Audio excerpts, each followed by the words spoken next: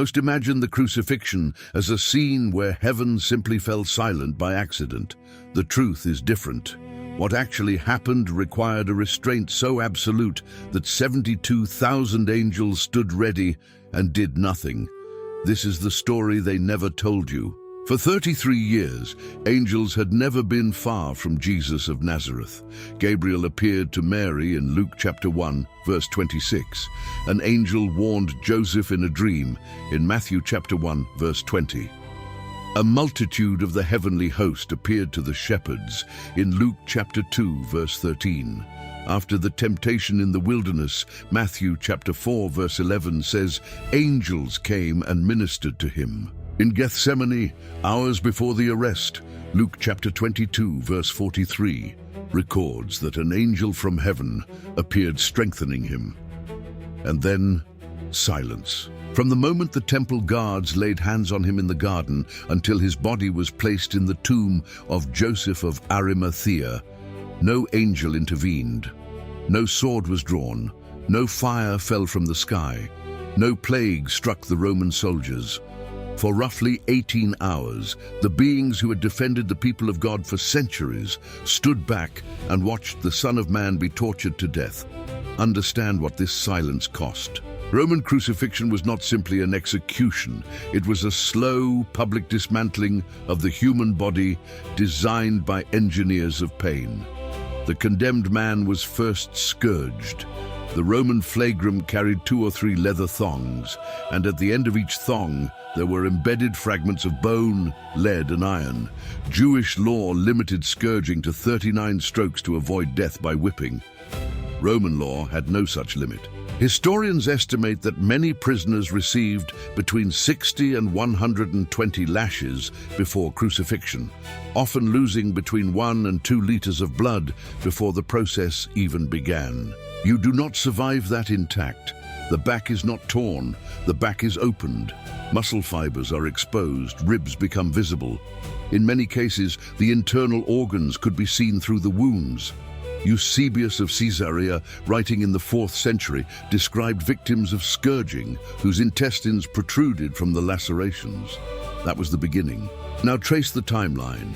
Jesus was arrested somewhere around midnight. He was dragged from Annas to Caiaphas, from Caiaphas to Pilate, from Pilate to Herod Antipas, and from Herod back to Pilate again. 6 separate interrogations across roughly 9 hours. Between each hearing there were beatings, mockery, sleep deprivation, and continued blood loss. By the time the vertical beam of the cross was fixed into the ground on Golgotha, he had already been awake for more than 30 hours and had lost enough blood to send most men into hypovolemic shock. And every angel in the created order watched. The Gospel of Matthew records a single sentence that changes everything. Matthew chapter 26, verse 53. When Peter drew his sword and struck the ear of Malchus, Jesus stopped him with words that documentary readers often miss. He said, "Do you not think that I cannot now pray to my Father, and he shall presently give me more than 12 legions of angels?" 12 legions. A Roman legion at full strength counted 6,000 infantry plus auxiliaries. 12 legions meant a minimum of 72,000 angelic warriors, a number chosen with military precision, not vague hyperbole. To grasp the scale, remember that the entire Roman military presence in Judea during the prefecture of Pontius Pilate is estimated at 3,000 to 6,000 soldiers, concentrated mainly in Caesarea Maritima.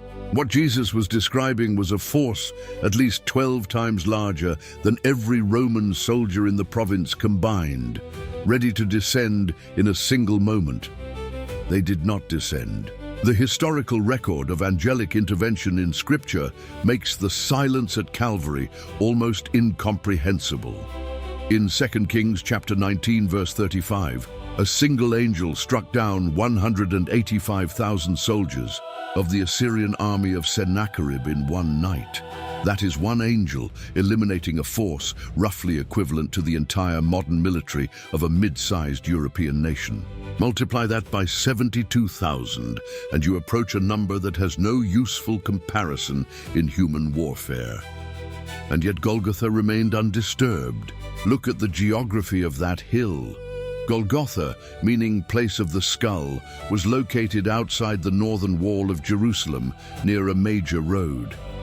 Crucifixions were staged in public spaces specifically to maximize the humiliation of the condemned and the deterrent effect on the population. Estimates from ancient sources place the elevation of the execution site around 770 meters above sea level, high enough that the crosses could be seen from a significant portion of the city below. Thousands of pilgrims were in Jerusalem for the Passover festival. Historians estimating the population swelled from roughly 40,000 permanent residents to between 200,000 and 300,000 during the feast. The most watched execution in human history was also the most abandoned by heaven. The angels of the Old Testament had not been passive. In Genesis chapter 19, 2 angels physically pulled Lot and his family out of Sodom before the destruction. In Numbers chapter 22, an angel with a drawn sword stopped Balaam on the road. In 1 Kings chapter 19, an angel fed the exhausted prophet Elijah under the juniper tree, twice providing enough sustenance for a 40-day journey. In Daniel chapter 6, an angel closed the mouths of the lions. In Daniel chapter 3, a 4th figure walked with the 3 Hebrew men in the furnace of Nebuchadnezzar. In Acts chapter 12, an angel would later break Peter out of prison by making his chains fall off. Angels intervened for Lot. Angels intervened for Elijah. Angels intervened for Daniel. Angels intervened for Peter. For Jesus, they did not intervene. The theological weight of that decision is not devotional, it is documentary. If Jesus was, as Christian doctrine claims, the second person of the Trinity, then the silence of heaven at Calvary was not indifference.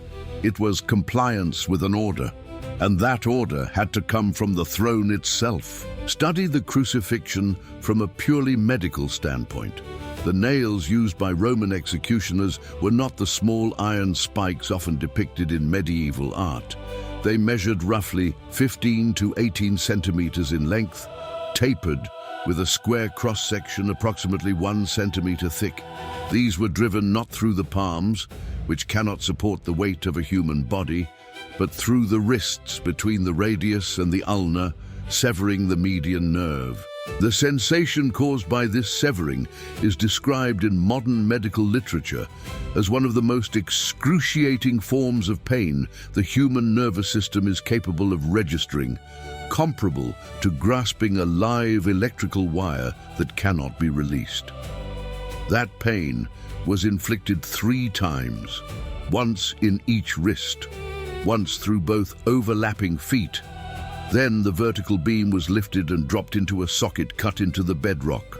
The moment the body assumed the vertical position, the true engineering of Roman crucifixion revealed its purpose.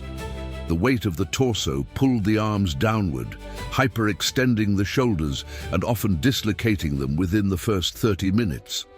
Breathing became progressively impossible. To exhale, the condemned had to push himself upward using his impaled feet, scraping his flayed back against the rough wood of the vertical beam. Every breath required an act of will and produced an explosion of pain. Death typically came by asphyxiation, sometimes after 18 to 36 hours, sometimes after several days. Jesus was on the cross for approximately 6 hours. From 9 in the morning until 3 in the afternoon, according to Mark chapter 15, verses 25 and 34. 6 hours and silence. You have to reckon with what silence means at that altitude of suffering. The onlookers at Golgotha were not quiet. The Gospels record mockery from passers-by, from the chief priests, from the scribes, from the elders, from the Roman soldiers, and from one of the 2 thieves crucified beside him. Matthew chapter 27, verses 39 through 44, catalogues the taunts with a documentary precision that leaves nothing softened. They said, "Come down from the cross, if you are the Son of God." He saved others. Himself he cannot save. Every one of those taunts was a temptation, not merely psychological, cosmological. The power to descend from that cross was available. The instruments of rescue existed and were positioned. Every mocking voice was, unknowingly, an invitation to summon the 72,000. He did not summon them. At the 6th hour, something changed in the created order itself. Matthew chapter 27, verse 45, records that darkness fell over all the land from the 6th hour until the 9th hour. This was not an eclipse. The timing during Passover at full moon makes a solar eclipse astronomically impossible. Multiple ancient historians outside the biblical record commented on an unexplained darkness during the reign of Tiberius. Phlegon of Tralles, a Greek historian of the 2nd century, wrote of a great darkness in the 4th year of the 202nd Olympiad. Thales, a 1st century historian whose work survives only in fragments, attempted to explain a darkness that occurred in that same period. The historical anomaly was noticed. The theological weight was not. For 3 hours, the sun failed, and in that darkness, the abandonment reached its apex. Mark chapter 15, verse 34, records the loudest cry of the entire crucifixion narrative, "Eloi, Eloi, lama sabachthani, my God, why hast thou forsaken me?" That single Aramaic sentence, preserved in the original language, even in the Greek text of the Gospel, is quoted directly from Psalm 22, verse 1. A psalm written roughly 1,000 years earlier by David that describes with startling accuracy the physical and emotional experience of crucifixion, a form of execution that did not exist in David's era. The abandonment was not a feeling, it was a fact, and the angels watched. To understand what restraint of that magnitude requires, picture a parent watching a child in mortal danger with the ability to intervene and choosing not to. Now multiply that restraint across 72,000 beings whose nature, according to every biblical description, is oriented toward the protection of the righteous and the vindication of the innocent. Multiply that across the 6 hours of the crucifixion. Multiply it across the entire seraphic order, whose existence in Isaiah chapter 6, verses 2 and 3, is defined by continuous proclamation of the holiness of God at the throne itself. The stillness at Calvary was not passive, it was active. It was a discipline of cosmic scale. Recall what the angels had already seen. They had watched the creation of the world, according to Job chapter 38, verse 7, where the sons of God shouted for joy. They had witnessed the fall in Eden. They had seen the flood. They had guarded Eden with a flaming sword. They had appeared to Abraham, to Moses, to Gideon, to Manoah, to Isaiah in the temple vision, to Ezekiel in Babylon. Their history was one of decisive action at pivotal moments in the divine narrative. Calvary was, by every scriptural measure, the most pivotal moment, and they did nothing. The reason, buried in the letters of Paul and in the theological reflection of the early church, is described by the apostle in Philippians chapter 2, verses 6 through 8.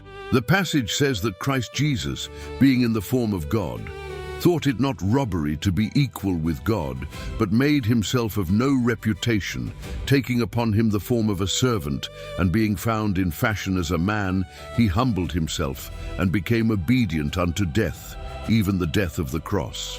The word Paul uses in Greek for made himself of no reputation is kenosis, an emptying. It carries the sense of pouring out a container until nothing remains. Whatever theological implications kenosis has, one practical dimension is inescapable. The emptying included the refusal of angelic protection. The 72,000 were not withdrawn. They were held in place. And they held because the plan required an ending that could only be reached by walking through every second of that suffering without rescue. You have to sit with that arithmetic. Every second on that cross was a second in which rescue was declined. The Gospels record the physical anomalies that occurred at the moment of death. Matthew chapter 27, verses 51 through 53, describes 4 simultaneous events. The veil of the temple was torn in 2 from top to bottom. The earth shook. The rocks split. The graves opened, and many bodies of the saints who had died rose after the resurrection, entered the holy city, and appeared to many. The temple veil alone was, according to the Jewish historian Josephus and the Talmud, approximately 60 feet tall, 30 feet wide, and around 4 inches thick, woven of blue, purple, and scarlet linen so densely that it reportedly required 300 priests to move it. That veil tore, and still no angel descended to comfort the dying man or to condemn the crowd. The angels who acted at that moment acted on the temple, on the earth, on the rocks, on the tombs, but not on the cross. The cross remained untouched. The point of the abandonment was that it had to be completed. The Roman centurion in charge of the execution understood something the priests missed. Mark chapter 15, verse 39, records his response. Truly, this man was the Son of God. That confession, made by a career soldier who had presumably supervised dozens or hundreds of crucifixions, is one of the most weighted lines in the entire New Testament. He had watched men die on crosses before. Whatever he saw in the death of Jesus was different enough to break through decades of professional detachment. Historians identify the centurion by later tradition as Longinus. His name does not appear in the Gospels, but by the 2nd century, Christian sources refer to him with that identification. Whether the tradition is reliable or not, the confession is textually secure and was recorded by 2 of the 3 synoptic Gospels. The centurion saw what 72,000 angels had been restrained from preventing. One more detail speaks to the discipline of that restraint. In Luke chapter 23, verse 43, one of the 2 thieves crucified beside Jesus turned to him in the final hours and asked to be remembered when Jesus came into his kingdom. Jesus answered, "Today shalt thou be with me in paradise." That single line implies a movement that would occur after death, a transit from earthly execution to the realm where the angels dwell. The angels who had not descended to Golgotha would receive the arriving soul without a word of reproach.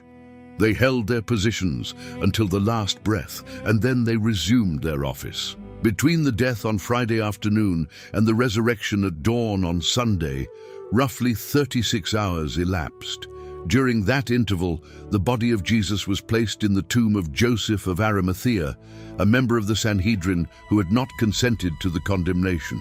The tomb was sealed with a stone historians estimate weighed between 1 and 2,000 kilograms, the equivalent of a small modern automobile.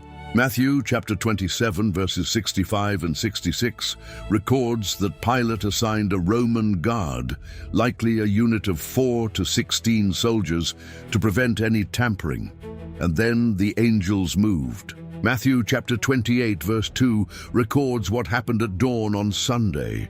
There was a great earthquake, for an angel of the Lord descended from heaven, came and rolled back the stone from the door, and sat upon it. His countenance was like lightning, and his raiment white as snow. The Roman guards fainted from fear. One angel, one movement, and the largest stone in the sealed garden became a bench.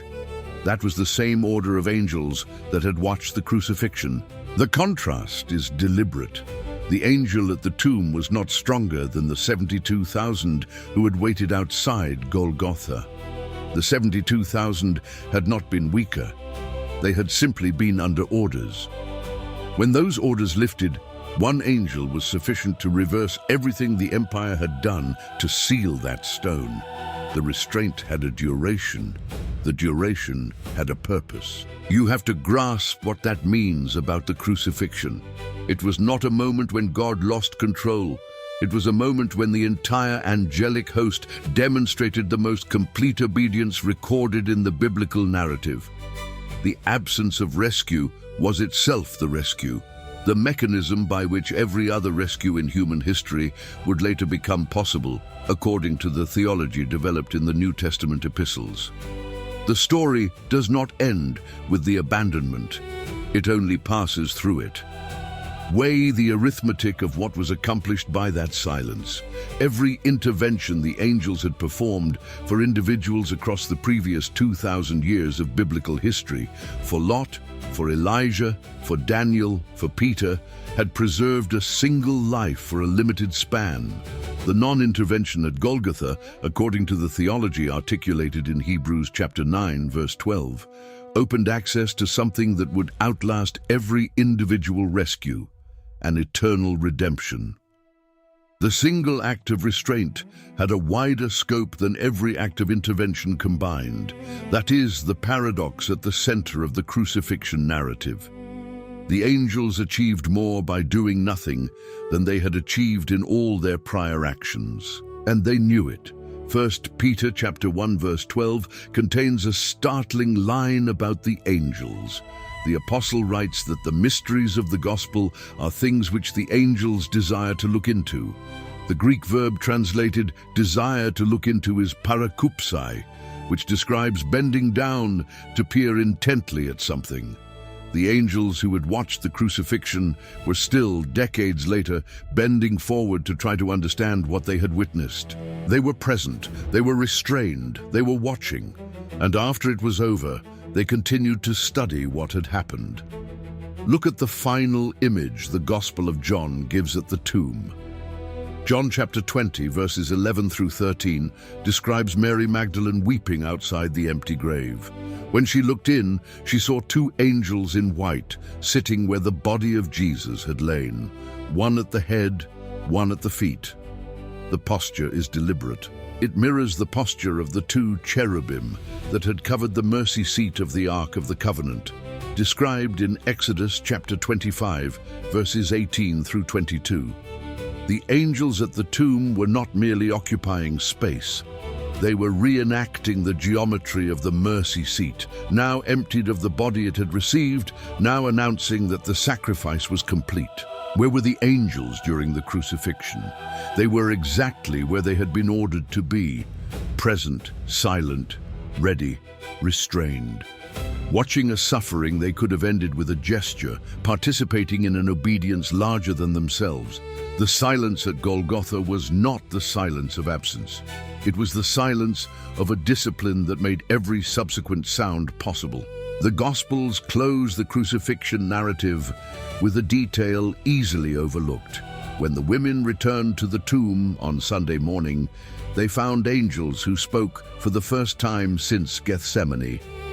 The words recorded in Luke chapter 24, verses 5 through 7 are simple. Why seek ye the living among the dead? He is not here, but is risen. Those were the first angelic words spoken after the crucifixion. They were not spoken during it. They were not spoken about it.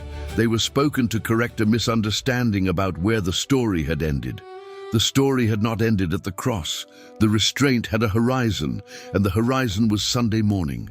For centuries, artists have painted angels weeping at the foot of the cross, hovering above it, catching the blood in golden cups. None of those images appears in the biblical record.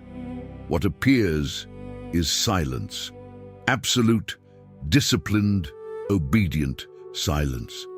The kind of silence that requires more strength than any intervention could have demonstrated. What the angels did at the crucifixion was not less than what they had done at Sodom or Assyria or the lion's den. It was more. It was the act of doing nothing when everything within their nature demanded action. It was the highest expression of an obedience the biblical narrative attributes to them from the beginning. The abandonment on the cross was reciprocal. The Son was abandoned so that the world would never have to be. The angels were held back so that the door they had been guarding since Eden could finally open. That is the story the biblical text tells about where the angels were. They were exactly where the plan required them to be, close enough to intervene, disciplined enough not to, present through every second of the 6 hours, and ready to move the moment the darkness lifted.